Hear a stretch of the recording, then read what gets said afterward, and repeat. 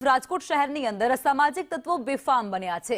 કટારિયા ચોકડી પાસે લક્ષ્મીનગર સોસાયટીમાં આતંક મચાવ્યો, જેમાં ધોકા અને પાઇપ સાથે 5 જેટલા લોકોએ આતંક મચાવ્યો। અસામાજિક તત્વોએ પથ્થરમારા કર્યો હોવાનું પણ સામે આવ્યું છે।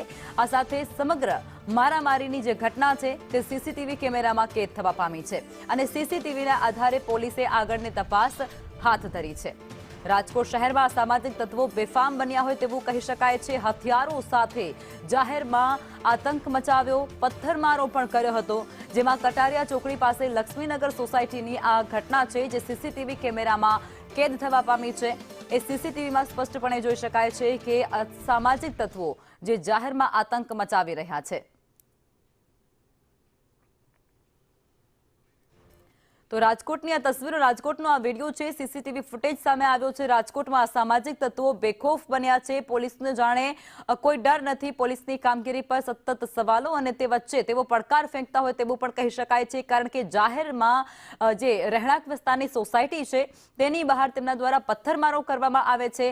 ધોકા અને પાઇપો સાથે તે જોવા પણ મળી રહ્યા છે। સંવાદદાતા દિવ્યેશ અમારી સાથે જોડાયા છે।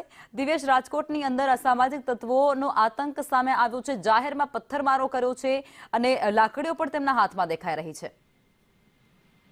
ચોક્કસ લખમાં વાત કરવામાં આવે તો રાજકોટમાં લુખાઓ છે તે બેફામ બન્યા છે। દરરોજના અવારનવાર આવા સીસીટીવી છે તે સામે આવતા હોય છે કે જેમાં જાહેરમાં હુમલો કરવામાં આવતો હોય છે। વધુ એક જે આ સીસીટીવી છે તે સામે આવ્યું છે કે જ્યાં કટારિયા ચોકડી છે કે લક્ષ્મીનગર સોસાયટી છે જેમાં અસામાજિક તત્વો 4 થી 5 છે જે ધોકાને પાઇપ વડે હુમલો કરવા જાય છે અને પથ્થરોના ઘા પણ કરે છે।